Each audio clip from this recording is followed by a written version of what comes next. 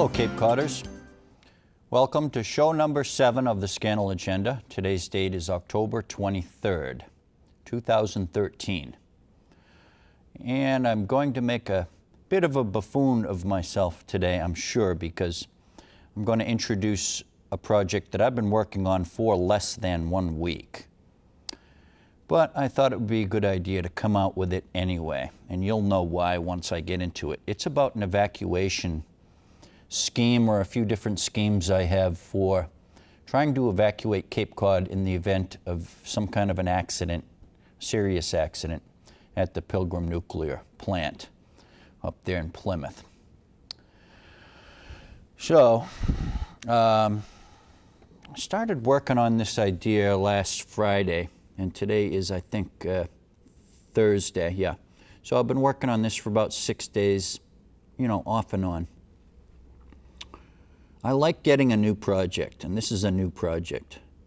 And it really does hinge on some of my work that I do with aquaculture, and I'll get into that. Fisheries aquaculture hinges on Cape Codders trying to evacuate Cape Cod if we cannot use these bridges. Fortune cookie. So let's see what the fortune cookie says, because we never know what's going to happen. So consult the fortune cookie. Let's see what's going to happen. Who knows? Is this going to tell us? Oh, we stand a good chance of this being it right here. So, I mean, there's not much competition out there as to who knows what's going to happen. For yourself on the back, oh, pat yourself on the back for creating an opportunity. Hey, no kidding, that's what it is. Hey, that might be apropos. This might be an opportunity. I didn't, I didn't select that. You got to believe me. That's just a random fortune cookie that I found today, right here. All right, let's get into this business. So I've got this titled under the general category of nukes, and I do have a few opinions about that, but that's neither here nor there.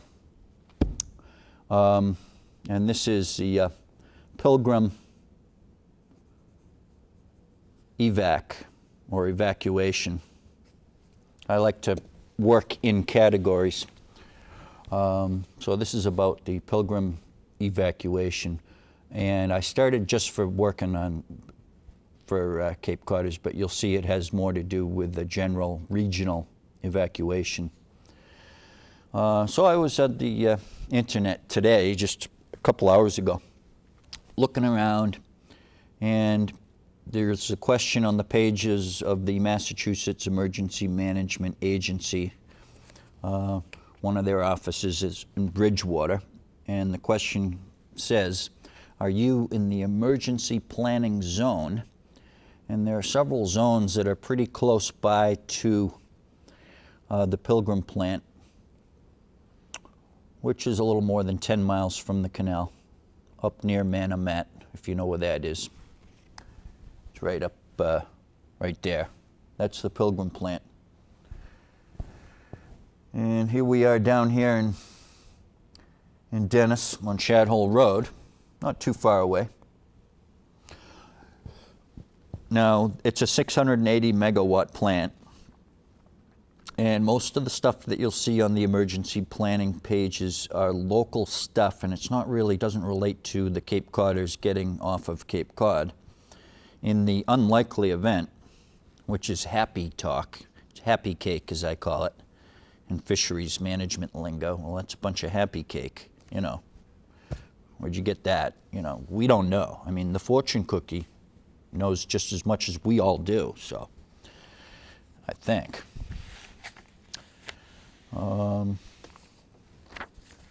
So Central Command saves lives. Everything is pre-planning. We must get the aquaculture gear in place, designed to convert very quickly. So that's my base foundational philosophies. We've got to get the hell off the Cape. And then we've got to use whatever gear we can get, boats and gear, to get safely off the Cape, and that's thousands of people.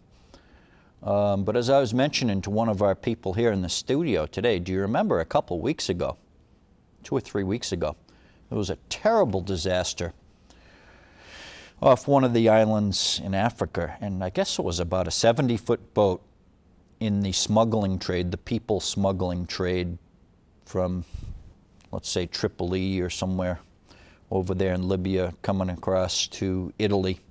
A 70-foot boat. They had about 500 people on board. Not my friends, not big and heavy. I mean, you know, I suppose it matters how light you are, how many people you can get on the boat, and how skinny, and how you can pack them in like sardines. So that's amazing. 500 people on a 70-foot boat. So don't lose heart. Okay, I'm going to show you some boat designs. These can carry vast numbers of people in an emergency, not on a regular basis. These aren't ferry boats. These are any port in a storm emergency craft that are actually working aquaculture vessels, the floating marine laboratories and the floating aquaculture factory ships and what have you. But if we design these things with the dual purpose, that'd be pretty clever to do that. So we'd have these boats ready, just in case. So I was on Huffington Post again today, and I saw an old article from June 8th, 2012. And there was a picture of a protester, and the protester had a sign, close Pilgrim. If Plymouth nuke plant goes critical, there's no escape from Cape Cod. So I imagine that's pretty well true for most of us. And as I was mentioning, I was working on this to a few people. I think more than one person said, yeah, make friends with someone who has a boat. That's what you got to do. So is that true or false? I think it's true. So we have a potential life or death situation. So you got to know someone with a boat. That doesn't cut it, right? So I guess the Atomic Safety and Licensing Board licensed the Pilgrim for 20 more years. I'm not sure if that's true. And pilgrimwatch.org is a good site that I was at with a lot of interesting information. They are an anti-nuclear site. They want this plant shut down. And March 2011 was the Fukushima Daiichi. 3 reactors melted down. Coastal nuclear plant, just, you know, I don't know if it's just like Pilgrim. But basically their hatches weren't secure and they got flooded, and that raised hell, and that was the end of that. Well, so much for siting your plant right on the ocean, right? So there's something called the Price-Anderson Act of 1957, and that's limited liability for all these nuclear companies. So anytime that you've cut your liability, what you might be doing is increasing your risk. We really have to look at that.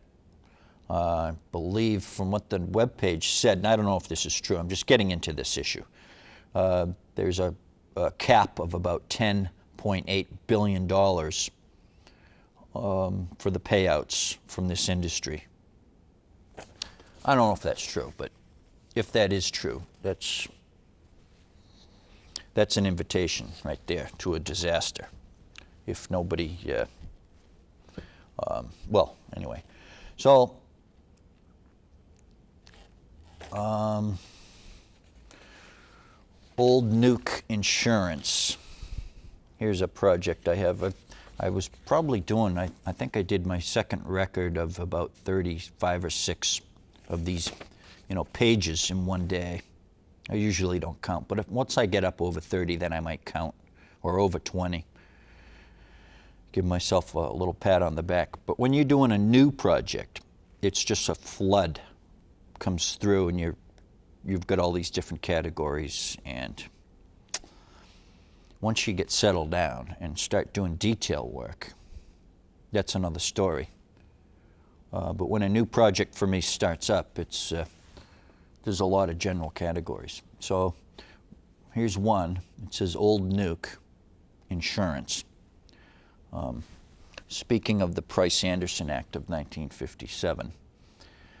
So the situation now is we'll fix it if it breaks. And that works because there's no great loss. You know, you wait for something to break. So they're in a situation where they're milking a very risky plant. And there is an old boat analogy, which I have here.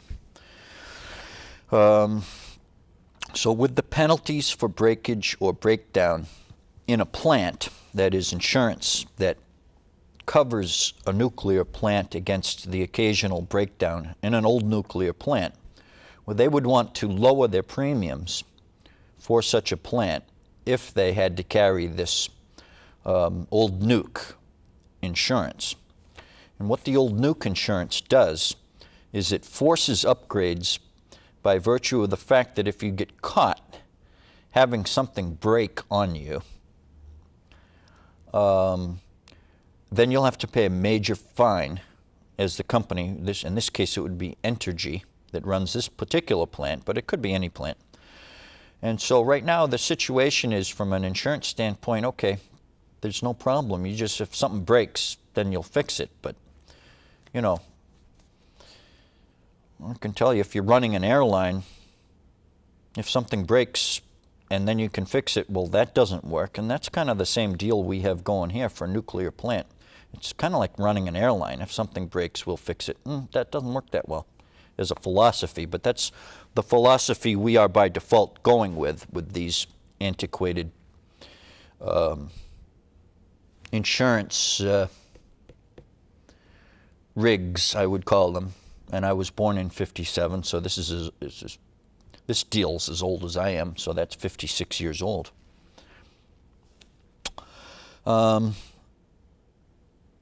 Now, with the insurance, with the old nuke insurance, the company would say, okay, we'll fix, we'll upgrade, or retire a plant and avoid losses. So we'll either upgrade the plant or we'll retire the plant, because we're going to have to avoid these major losses from these breakdown fines. Now, the sensibility of a breakdown fine in minor systems is obviously this. If you were up in a plane and you had your minor systems breaking down, well, you might crash.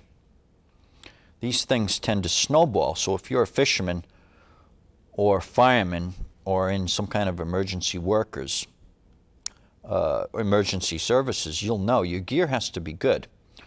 So for the public good, we the people need some assurances that we have certainly not been getting. So one way to get these assurances is through some clever insurance proposals, which I will put together, but it's just very recently I'm getting into this issue. So that's foundational, though, the insurance for an old nuclear plant. Now, with the old nuke and the old boat, there's some similarities. An old fishing boat, especially going way back, you know, when I was a kid. It's not so much true now with all the steel boats. You don't have all the wooden boats sinking with every good nor'easter. That, you know, when I was a young man, you know, if there were a real blow, you'd expect a boat or two to have gone down. And they didn't have the weather forecasting either. Okay, so it's a question of willingness. The old fishing boat really isn't worth keeping up because the cost eats up all the income and then some. So the same is true for an old nuclear plant. The upgrades to an old plant to make it safe are not justified to the investment. So the old fishing boat and the old nuclear plant have a lot in common. So the public holds the risk for the nuke, so therefore upgrades are not balance sheet justified by the Entergy company or all these nuclear companies. If your balance sheet isn't going to be severely, or let's say proportionally or reasonably, I don't know how to put this, because a nuclear disaster is pretty substantial. Pretty substantial is an understatement. And they have allowed their risks to be limited, and so they're not doing their maintenance and they're breaking down all the time. Is this true or not? I think it's true. There have been several problems recently with just the Pilgrim plant. So, Now, in my work in fisheries, there is contingencies with the market quota system of fishery management to have safety penalties for boats that are not safe. So, that's a fisheries system. But systems, I think, my systems all have this certain flavor. That is, tax what you don't like and incentivize or subsidize what you do like.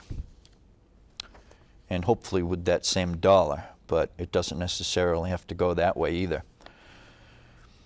So at 30 years, a nuclear plant should hold 20% of power sales. Here's just this is brainstorming. The gross in escrow for failure penalties assume 40-year design life. After 40 years, question marks big time come up. So the public is kind of like the crew's family on an old slab of a boat. It's unsafe, it's very risky, and sinkings are not a surprise on such boats.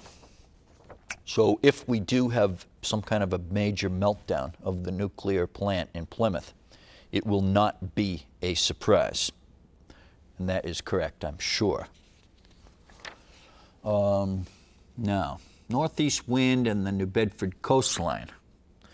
So you have a situation where your northeast wind may be backing to the northwest. Okay. So I have this nice Walter Gaffney print from 1932, which I really like. My dad worked for Walter Gaffney years ago. So here's Cape Cod. Here's a compass rose, 32 points of the compass.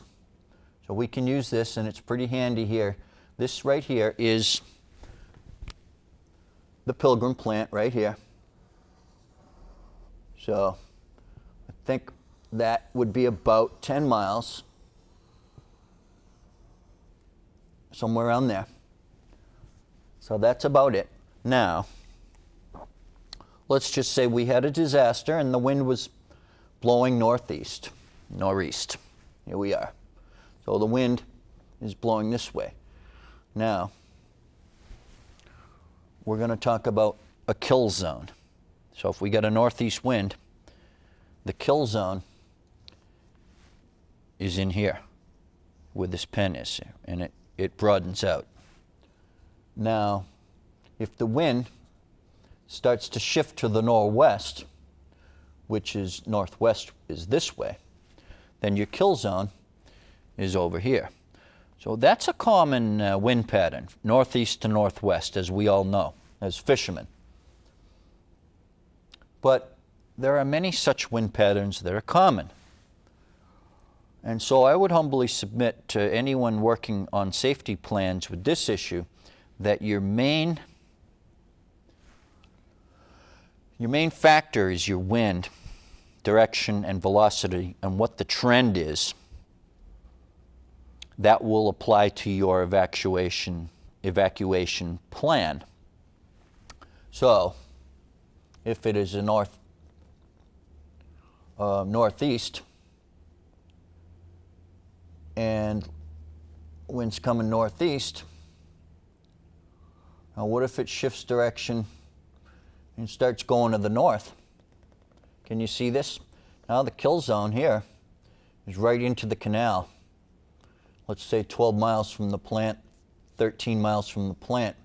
So your kill zone, you're running right into it if you're running for these bridges in your car. And by the way, that's hopeless. You're just going to get jammed up right here at these bridges. So we have a situation here, as they say, in the event that we all believe the signs that are posted that say evacuation route. Those signs never should have been posted up on the roads because they relate to, I don't know what they relate to, but they don't relate to any kind of a thinking pattern that I have as a fisherman or fireman. I was a fireman, a call fireman, a volunteer for 8 years. So a disaster definitely has to be tied to the wind. All right, so worst case scenario for us is that we all start running for these bridges and the northeast shifts over more to the north and it catches us all right here. You know, and we're coming from all the areas of the Cape that are not in the kill zone, and we're all running into the kill zone here. Okay, now, on the other hand, never mind Cape Codders for a minute. What about the people on the south coast, southeast coast here? So, if you have a northeast wind, and I'm just using this as an example, we'll have to go through every contingency of the wind. So you've got the northeast, and it's pinching the people here of New Bedford and Marion and Westport. It's pinching you closer and closer to the sea. Now, I would say, if I were designing such a system, you'd want to have pre-positioned boats, and that's what we'll get into in a minute here, in the Buzzards Bay area, so that we can run the boats across and get this population. I mean, the population that can go west will go west. The population that's pinched, hopefully the earlier warnings and such will lessen this as much as possible, because you do have time to go west. But for the people that get pinched on this coast here, they can come across onto the Cape and then will be evacuated going away from the kill zone. So the kill zone really should dictate just about everything we do. And we're going to want to develop very soon, I would think, applications on the computer that are very similar to, okay, where is the bus? And we don't even have those up yet, you know, so you can't look and see where the bus is, but we need, and we will need an application, because at every minute of the day we're going to know what the contingency plan is with these systems. So the kill zone is going to change at every single weather forecast. And the weather forecasts are so great that, I mean, they're so wonderful. They're nothing like when I was a kid, the weather forecasting. So, so crossing Buzzards Bay works both ways. So these kill zones all have their contingencies, and there will be contingencies for every single wind direction and velocity, time of the year, number of people, summer, winter, ice. Here's an idea for doubles and triples and convoys carrying people to go over the bridge. Here is an aquaculture factory ship or floating marine laboratory barge. Now this is designed, unlike my usual stuff, I've been designing these aquaculture barges for the floating marine laboratories and for factory ships, etc. But these previously, my designs have not incorporated any usage from a pilgrim evacuation perspective, and now we can start working on those designs, and then after we do a certain amount of work and mull things over here on the Cape, I think then it would be wise to model some of these systems or prospective systems up. And pods for evacuating people with a 5-pipe gear drop ready for evacuation, evacuation through Bass River, using aquaculture gear. That's the kind of work I've been doing lately. And things like refueling and pusher craft for an evacuation. Now I have evacuation vessels for kids and children that are pretty good. They're pretty fast. Let's say school is in session. So I'm working on those scenarios that you can just pretty much evacuate children just like that, get them out, get them to the boats, get them going. Now, some of this stuff too overlaps with other projects, such as this this tripe system. So with the tripe system, I need a pipeline coming in anyway. So now I'm designing a pipeline that comes through Orleans, and it might be an 8 or 10 or a 14-foot diameter pipe, and that goes close by to the Pilgrim plant, such that we can use that as an exhaust system and exhaust to the bad air way out here, you know, 15 miles, you know, 25 miles east of Monomoy Point or further. So that's an exhaust system based on pipage and plumbing that you may need already. So that would be good to design that scenario along with the tripe system, which is a pneumatic-based energy system that I've been explaining. Well, I'm going to get into the tripe system now, but there's a lot to this evacuation plan. So maybe I'll just do 2 shows about this, and then part of the second show that I do today, I'll get into the tripe system and how that interfaces with these Pilgrim evacuation systems. All right, folks. Now, Cape Codders, let's get together. Fishermen, firemen, boat builders, boatyard workers, aquaculture workers. Let's get together on this stuff, okay? And bat it around. So I'll be the first guy to run it up the flagpole. That's all. And then we'll get to work, okay? Let's get to work on this particular system so we have something presentable. All right. Thank you very much, Cape Codders. Thank you for watching the Scannell Agenda.